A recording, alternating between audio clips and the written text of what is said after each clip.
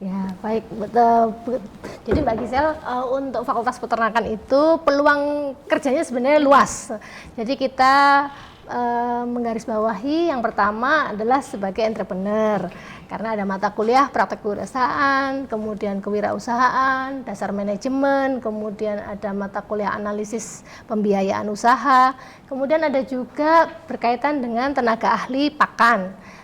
Menunjang itu ada mata kuliah bahan formulasi ransum, kemudian ada industri teknologi pengolahan pakan, kemudian ada ilmu nutrisi dan banyak lagi. Kemudian ada menjadi tenaga ahli di bidang reproduksi seperti Bu Enike ini adalah tenaga ahli di bidang reproduksi, yaitu adalah membantu inseminasi. Jadi belum boleh menjadi inseminator ya Bu Enika, tetapi membantu. Nah, itu ada mata kuliah dari Bu Enika adalah ilmu reproduksi, genetika, pemuliaan, kemudian teknik meng-IB, baik IB ruminansia maupun IB unggas. Jadi kawin suntik pun tidak hanya di ruminansia, tetapi juga diajarkan oleh Bu Enika pada ternak unggas. Nah, kemudian yang terakhir juga ada mata kuliah yang berkaitan dengan teknologi pengolahan pangan. Jadi berkaitan dengan menunjang entrepreneur tadi, jadi diajari oleh dosen untuk membuat olahan dari daging, ayam, dan telur. Kemudian yang terakhir mungkin juga sebagai penyuluh lapang. Itu yang paling banyak dibutuhkan di peternakan, karena di daerah manapun itu petugas PPL singkatannya penyuluh lapang itu jumlahnya masih minim. Dan mereka juga harus karena itu ASN ya, jadi harus mendaftar dan sebagainya. Nah, itu peluang kerja juga bagi adik-adik, apalagi yang kembali ke daerah masing-masing. Karena PPL-nya sangat sedikit. Yang di Kota Malang saja ataupun kabupaten masih terbatas, apalagi yang di luar Jawa. Jadi berkaitan dengan itu juga, kita juga punya uji kompetensi Mbak Gisel. Jadi kita punya membekali adik-adik ini untuk sebelum lulus mereka melakukan uji kompetensi. Ada 4 skema. Yang pertama adalah skema formulator pakan, kemudian skema supervisor farm unggas pedaging, ketiga supervisor farm unggas petelur, yang keempat adalah penyuluh pertanian. Jadi masing-masing adik-adik ini boleh memilih salah satu, dan itu sertifikatnya yang mengeluarkan adalah BNSP Jakarta. Jadi bukan kampus, sehingga salah satu sertifikat itu bisa menjadi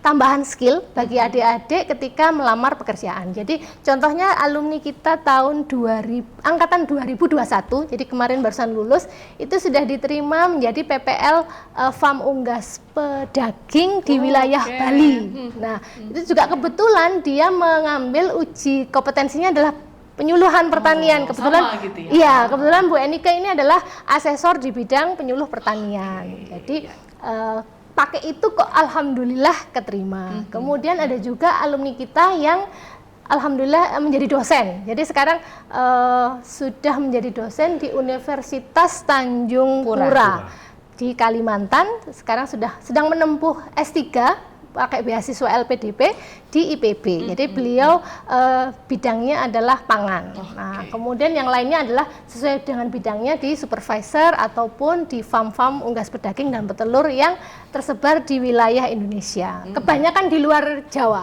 Wow, keren itu ya. Wow, ya tepuk tangan dulu dong buat kita semua, khususnya buat mahasiswa peternakan ini ya. Tentunya banyak potensi-potensi ternyata ya. Tadi saya mau tanyakan peluang bisnis, ternyata sudah langsung dijawab ini ya. So, Puri juga. Nah, ini sepertinya kita ada di segmen akhir, Bapak dan Ibu, mahasiswa semuanya. Dan satu pertanyaan terakhir yang mau saya tanyakan ke ketiga narasumber kita hari ini, yang mau saya tanyakan adalah ke Pak Roni dulu. Pak Roni, kalau melihat 10 tahun ke depan, Pak Roni ingin melihat wajah dunia peternakan Indonesia yang seperti apa? Iya, jadi kita juga hari ini tidak lepas dengan kebijakan pemerintah ya. Dunia peternakan hari ini luar biasa, pemerintah melirik dunia pertanian dan peternakan yang sedang dibangun. Nah, jadi 10 tahun ke depan yang pastinya harus berevolusi dari sekarang. Mungkin dulu tahun awal-awal 2000-an ya, saya bikin kandang itu tradisional. Nah, sekarang tahun 2026 sudah close house. Nah, ke depan semua kandang ini harus close house kan gitu. Dengan kita manajemen modern, otomatis yang pastinya kita bisa lepas dengan IT ya. Jadi harapan kami ya semuanya serba otomatis ya gitu. Oke. Sehingga kita bisa minimalisir limbah-limbah yang meresahkan sih atau yang merugikan warga sekitar, sehingga semuanya serba otomatis, kemudian semua dilindungi oleh negara. Insya Allah ya makmur desa itu, sumber pangan akan terjamin seperti itu. Oke, terima kasih Pak Roni. Itu tadi harapan Pak Roni ya. Sekarang ke Ibu Enike. Ibu harapannya seperti apa sih wajah peternakan gitu ya, khususnya di fakultas aja Ibu 10 tahun ke depan? Baik, besar harapan kami nanti mahasiswa-mahasiswa, terutama fakultas peternakan, nanti semakin ke umum ya Mbak ya, mahasiswa fakultas peternakan sama seperti mulai periode kemarin dan seterusnya periode kemarin, setelah lulus mereka langsung bekerja, dapat diterima, dan ini sudah terbukti mulai tahun-tahun kemarin Mbak. Setelah lulus mereka langsung diterima bekerja seperti yang disampaikan Pak Roni ataupun Bu Puri, sembari mengumpulkan modal untuk membuka lapangan usaha pekerjaan gitu, sehingga Anda nanti bisa menjadi pemimpin dari rekan-rekan yang lain dari unit atau fakultas-fakultas yang lainnya. Dan otomatis kami 10 tahun ke depan peternakan seperti yang disampaikan Pak Roni tadi, ada satu tambahan Mbak Gisel, yaitu animal welfare. Oke. Ya, pemerintah sekarang sudah juga melihat ke sisi animal welfare. Semula peternakan adalah di kandang persatuan gitu ya. Ini sudah mulai di ayam petelur dibebaskan. Kemudian Pak Roni juga sudah mulai mengembangkan domba dengan kandang rans gitu ya. Mereka bebas untuk berkeliaran dan seterusnya, sehingga pertumbuhannya pun juga sangat baik dengan animal welfare, kesejahteraan ternak gitu.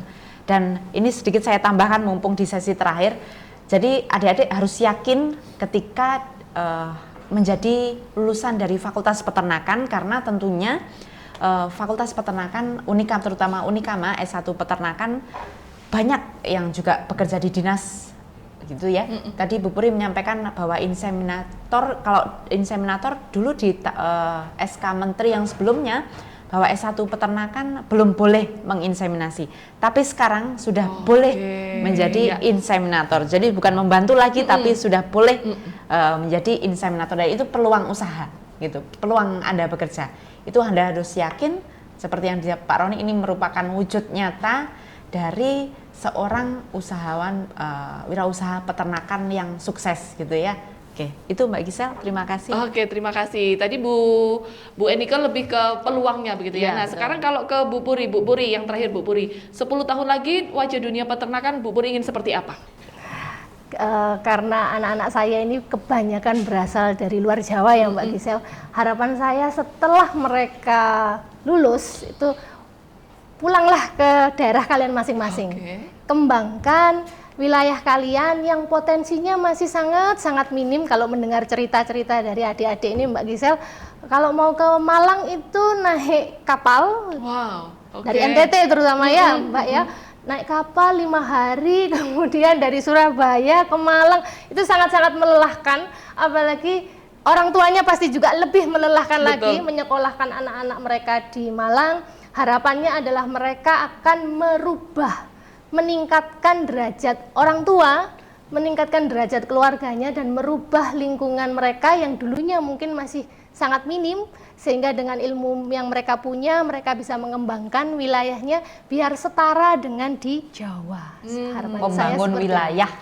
Oke, lebih ke membangun wilayahnya masing-masing begitu ya. Di bidang peternakan. Di bidang peternakan. Oke, terima kasih sekali hari ini Pak Roni, Ibu Enike, Ibu Puri, tepuk tangan dulu untuk ketiga narasumber kita hari ini semuanya. Dan tentunya kita semua berharap adik-adik mahasiswa ini semakin semangat untuk di Fakultas Peternakan, karena tadi sudah disampaikan banyak, peluangnya sudah berlimpah gitu ya. Nggak perlu ragu, Anda sudah benar masuk di jurusan ini, masuk di S1 Unikama gitu. Tinggal ayo semangatnya untuk mau mengembangkan lagi ke depan. Jangan khawatir, ada Pak Roni di sini yang mungkin nanti praktisinya langsung boleh langsung tanya-tanya begitu ya ke Pak Roni ya. Baik, terima kasih sekali hari ini khususnya dari Fakultas Peternakan Unikama. Hari ini kami boleh diskusi di tempat ini, dan tentunya untuk pemirsa Gajiana TV, terima kasih, dan kita akan berjumpa kembali di Dialog Merajut Solusi di episode selanjutnya. Terima kasih, sampai jumpa, dan yang terakhir yel-yel kita, FEP Unikama, Jaya, Jaya, Jaya, salam dari ujung kandang. Tepuk tangan, terima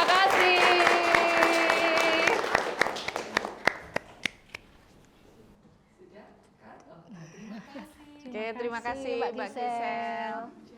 Gajah